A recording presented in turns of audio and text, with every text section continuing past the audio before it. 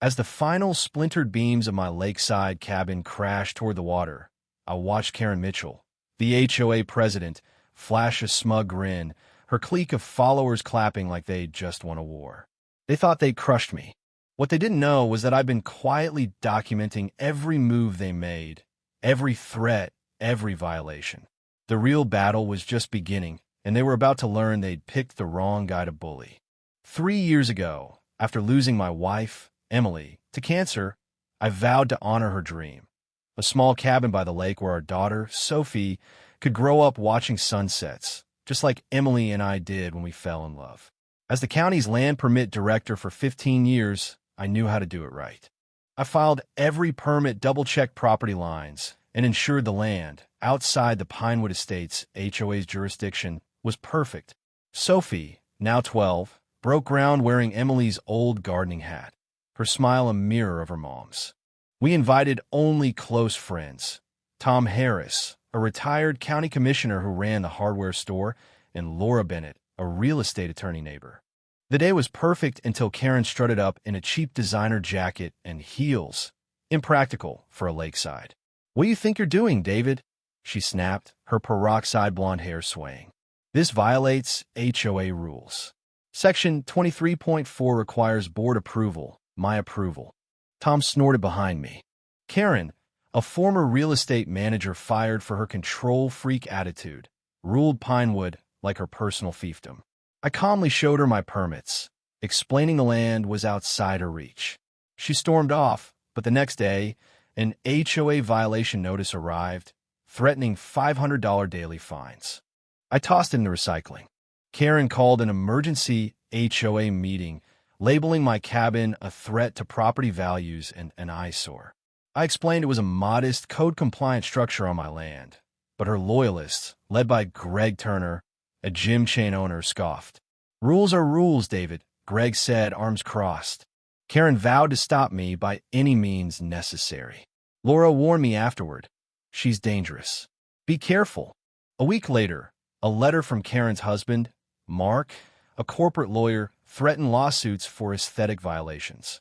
Sophie found it and asked, voice trembling, "Is this about our cabin?" I reassured her, quoting Emily, "Don't let the turkeys get you down." Laura reviewed the letter and confirmed Karen was overstepping. "Document everything," she advised. I installed security cameras and kept building, with Tom sourcing discounted lumber. Karen's harassment intensified. She bombarded county offices with false code violation reports. My boss, Richard Evans, rolled his eyes. "She claimed your foundation's 6 inches too close to the water. We've approved it twice." Then I noticed Greg's unpermitted backyard pool. No safety fence, a major violation. I held off reporting it, hoping for peace. One Tuesday, while I was at a county training, Sophie called, panicked. "Mrs. Mitchell and Mr. Turner are here with people, trying to inspect our yard." I rushed home, calling Laura. I found Karen's group at my property's edge, eyeing the cabin. Sophie watched from the window, terrified. "You're trespassing," I said firmly. Karen smirked. "HOA inspection." I countered, "Not without notice or jurisdiction." When she criticized Sophie's rudeness, I snapped, "Leave my daughter out of this, or I'll call the sheriff." Laura's arrival reinforced my threat, and Karen retreated, muttering, "This isn't over." That night, Sophie whispered, "Mrs. Mitchell said you're above the rules and will lose your job." I reassured her. "She's just mad I won't obey her. We'll build your mom's cabin." At the next HOA meeting, I confronted Karen. "Keep Sophie out of this." She smirked, hinting at her county board connections. "Your job might be at risk, David." Then I discovered someone had tampered with my cabin's permit files, using Richard's credentials. That night, my construction materials were vandalized, cement slashed, lumber ruined, cameras disabled. Standing in the rain, I decided, no more playing nice. Tom gave me military-grade cameras for free, saying, "Emily deserves her cabin." Karen escalated with a protest at my site, her group holding signs about property values. She taunted, "We filed a county complaint." The next day, Richard handed me a notice. My permits were under review. Pushed by Commissioner Paul Carter, Mark's golf buddy. Laura uncovered a bombshell. The HOA had illegally expanded its boundaries in 2018 without 75% homeowner approval, including my lakefront land. Then disaster struck. During a county meeting, Sophie called, sobbing, "They're tearing down the cabin." I raced home to find a demolition crew, hired by Karen, destroying half the structure. She stood smugly with Greg as Sophie cried on the porch. Laura argued with the crew, who showed an HOA letter, not a county order. I shouted, "This is illegal." Richard arrived, confirming no demolition permit existed. Karen feigned innocence, but as the cabin's frame collapsed, Sophie gasped. I turned to Karen, voice icy. "You've made the biggest mistake of your life." She smirked. "We'll see." That night, I held Sophie as she clutched Emily's sweater. "Are we giving up?" she asked. "No," I said. "This is chess. They just sacrificed their queen." We turned our dining room into a war room with Laura and Tom. Laura showed the 2003 HOA boundary, excluding my land and the illegal 2018 expansion.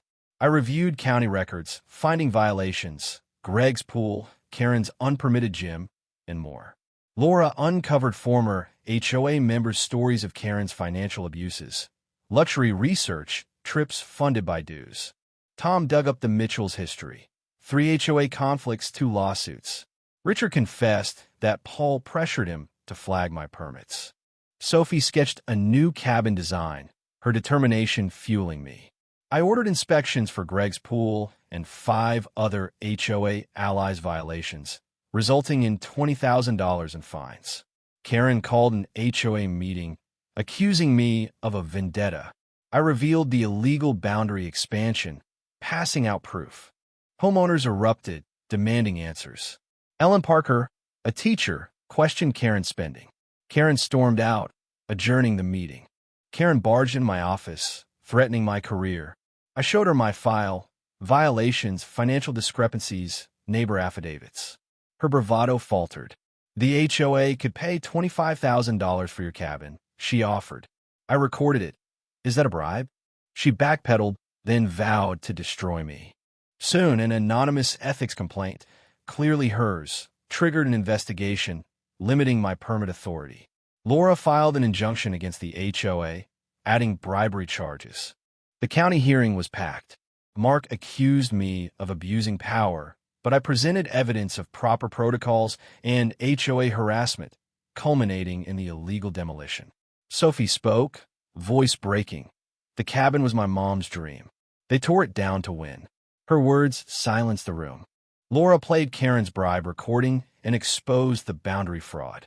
An IT check confirmed Mark's documents were doctored. Homeowners, led by Ellen, testified about Karen's abuses. The board cleared me, launched an HOA investigation, and demanded Karen's resignation. She raged, threatening lawsuits, but was silenced. Karen and Mark faced $30,000 in reimbursement probes and a $70,000 judgment for the cabin. They and Greg put their homes up for sale, fleeing in disgrace. Paul took leave amid tampering questions. Ellen became the interim HOA president, restoring fair bylaws. I rebuilt the cabin with community help, Tom, Laura, Richard, neighbors. Sophie's designs shone, reflecting Emily's spirit. Laura and I grew closer, our bond deepening. By summer, the cabin was done, unveiled at Pinewood's block party. Ellen gave us a wind chime, symbolizing support. Sophie hung Emily's photo inside, asking, "Would Mom like it?" I hugged her, "She'd love it." On the porch, Laura mused, "If Karen hadn't attacked, none of this might have happened." I nodded. Some things, promises, community, are worth fighting for.